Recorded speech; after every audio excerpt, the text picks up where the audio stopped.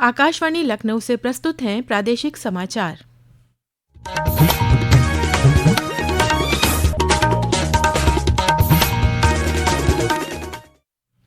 मुख्य समाचार।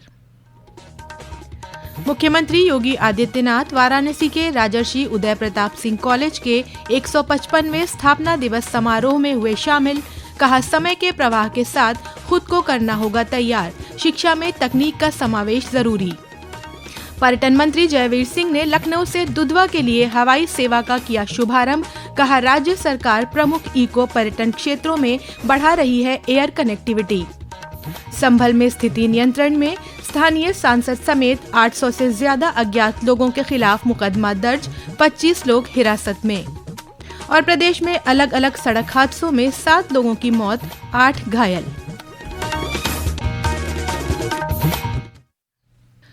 नमस्कार, प्रदेश के समाचारों के साथ मैं तनवीर फातिमा और अब समाचार विस्तार से। मुख्यमंत्री योगी आदित्यनाथ ने कहा है कि युवाओं को तकनीकी शिक्षा को अवसर के रूप में लेना चाहिए ताकि बदलते युग में हम देश को विकसित राष्ट्र बना सकें। श्री योगी ने आज वाराणसी के राजर्षि उदय प्रताप सिंह कॉलेज के 155वें स्थापना दिवस समारोह को संबोधित करते हुए कहा कि युवा शक्ति की उपेक्षा कर कोई देश आगे नहीं बढ़ सकता। उन्होंने कहा कि युवाओं और शिक्षण संस्थानों को समय के साथ खुद को तैयार करना होगा और बदलते परिवेश में शिक्षा में तकनीक का समावेश जरूरी है। युवा शक्ति की उपेक्षा करके कोई देश आगे नहीं बढ़ सकता। उन्हें आगे बढ़ने के लिए उचित अवसर देने होंगे। उनके आगे बढ़ने की संभावना को हम बाधित नहीं कर सकते। दुनिया के अंदर किसी भी देश ने प्रगति तब तक नहीं की है, वह देश कभी आगे नहीं बढ़ा है जिस देश की युवा शक्ति कुंठित हो, जहां की युवा शक्ति दिग्भ्रमित हो। और इसलिए जब भी परिवर्तन हुआ है, भविष्य में भी जब भी परिवर्तन होगा, हमारी युवा शक्ति करेगी और उस युवा शक्ति के केंद्र बिंदु के रूप में हमारे संस्थानों को अपने आप को तैयार करना होगा।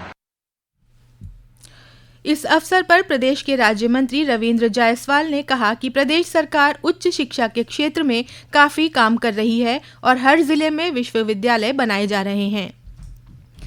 प्रदेश में इको टूरिज्म को बढ़ावा देने के लिए आज पर्यटन और संस्कृति मंत्री जयवीर सिंह ने लखनऊ के चौधरी चरण सिंह अंतर्राष्ट्रीय हवाई अड्डे से लखीमपुर स्थित दुधवा नेशनल पार्क के लिए हवाई सेवा का शुभारंभ किया। वहीं लखीमपुर स्थित दुधवा नेशनल पार्क में तराई की मिट्टी का उत्सव लखीमपुर महोत्सव की शुरुआत भी की। इस अवसर पर श्री सिंह ने कहा कि राज्य सरकार प्रदेश के प्रमुख इको पर्यटन क्षेत्रों में एयर कनेक्टिविटी सेवाओं को मजबूत कर रही है। उन्होंने लखनऊ दुधवा हेलीकॉप्टर सेवा का जिक्र करते हुए कहा कि पर्यटकों को ये सुविधा प्रति सैलानी महज 5,000 रुपये में मुहैया होगी और वो 45 मिनट में दुधवा राष्ट्रीय उद्यान पहुंच सकेंगे। पर्यटन मंत्री ने बताया कि सैलानियों को ये सुविधा हफ्ते में 4 दिन मिलेगी। हिंसाग्रस्त संभल जिले में स्थिति नियंत्रण में है। शाही मस्जिद के सर्वेक्षण के बाद कल भड़की हिंसा में 4 लोगों की मौत के मामले में 25 लोगों को हिरासत में लिया गया है। इस मामले में 7 प्राथमिकी दर्ज की गई हैं और करीब 800 अज्ञात लोगों को नामजद किया गया है।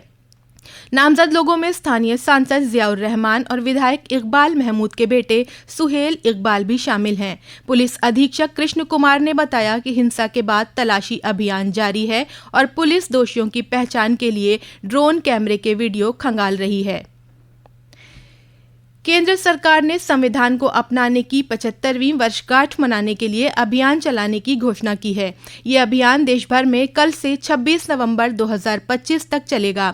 संसदीय कार्य मंत्री किरेन रिजिजू ने नई दिल्ली में कहा कि इस सिलसिले में संविधान सदन के सेंट्रल हॉल में भव्य समारोह का आयोजन किया जाएगा। उन्होंने इस अभियान के क्रम में होने वाले विभिन्न कार्यक्रमों में लोगों से भाग लेने का आह्वान किया है।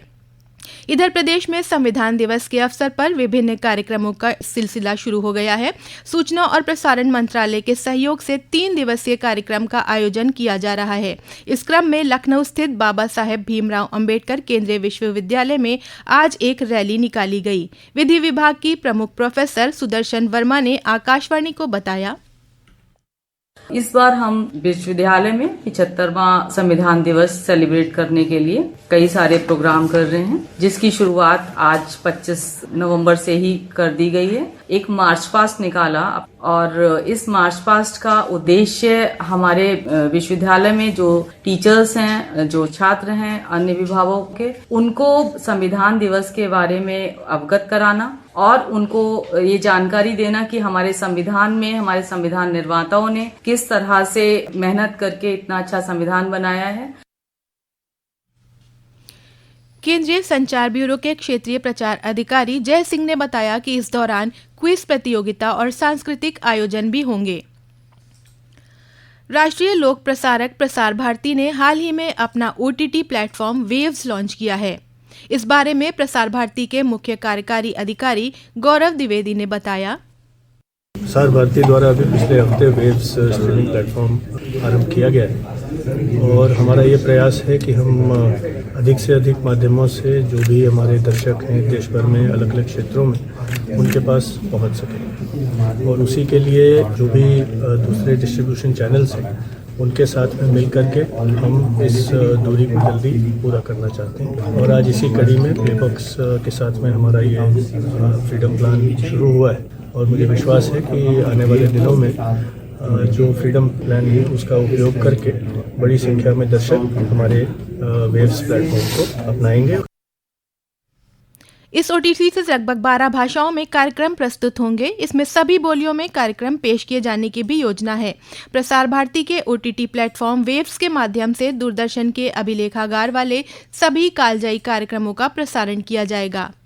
ये समाचार आप आकाशवाणी लखनऊ से सुन रहे हैं। ताज़ा समाचार जानने के लिए आप हमारी वेबसाइट newsonair.gov.in पर लॉगिन कर सकते हैं।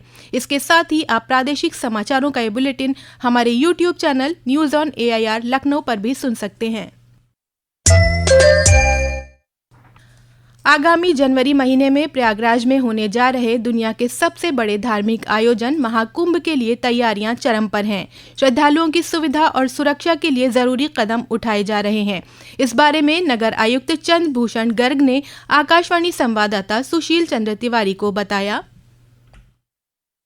मॉनिटरिंग के पर्पस के लिए जितने हमारे कंट्रोल रूम के कैमरास हैं, AI है, इसके अलावा हम लोगों ने शहर में 150 सुपरवाइजर्स और अभी हायर किए हैं। साथ ही साथ हम लोगों ने 50 डिप्लोमा होल्डर्स और स्किल्ड लोगों को भी हायर किया हुआ है ताकि रेगुलरली डिपार्टमेंट वाइज हमने पार्ट्स ब्रेक कर दिए हैं कि आपके सारे स्ट्रीट लाइटिंग जलती रहे, कहीं कोई दिक्कत नहीं आनी चाहिए, आपके शहर में सीवर या वाटर लीकेजेस की कोई समस्या नहीं होनी चाहिए, शहर के अंदर कहीं विजिबल वेस्ट नहीं होना चाहिए, हमारे public toilets regularly clean up होने चाहिए। तो सेगमेंट वाइज हमने टीम्स ब्रेक कर करके ये इंश्योर किया हुआ है कि प्रदेश में 2 अलग अलग सड़क हादसों में 7 लोगों की मौत हो गई और 8 लोग घायल हो गए। हरदोई जिले के मल्लावा इलाके में गौरी चौराहे के पास आज सुबह एक कार और बस की आमने सामने टक्कर में 5 लोगों की मौत हो गई और 4 लोग गंभीर रूप से घायल हो गए। इन सभी घायलों को लखनऊ ट्रॉमा सेंटर भेज दिया गया है। सभी कार सवार कानपुर में शादी में शामिल होने के बाद घर लौट रहे थे। वहीं पीलीभीत जिले में गजरौला में कोहरे की वजह से ट्रक और यात्री बस की टक्कर में 2 लोगों की मौत हो गई और 4 लोग जख्मी हो गए। पेंशनर के सामने सबसे बड़ी समस्या होती है प्रत्येक वर्ष के नवंबर में स्वयं को जीवित प्रमाणित करना। इसके लिए कई बार बैंकों से लेकर कोषागार की दौड़ लगानी पड़ती है।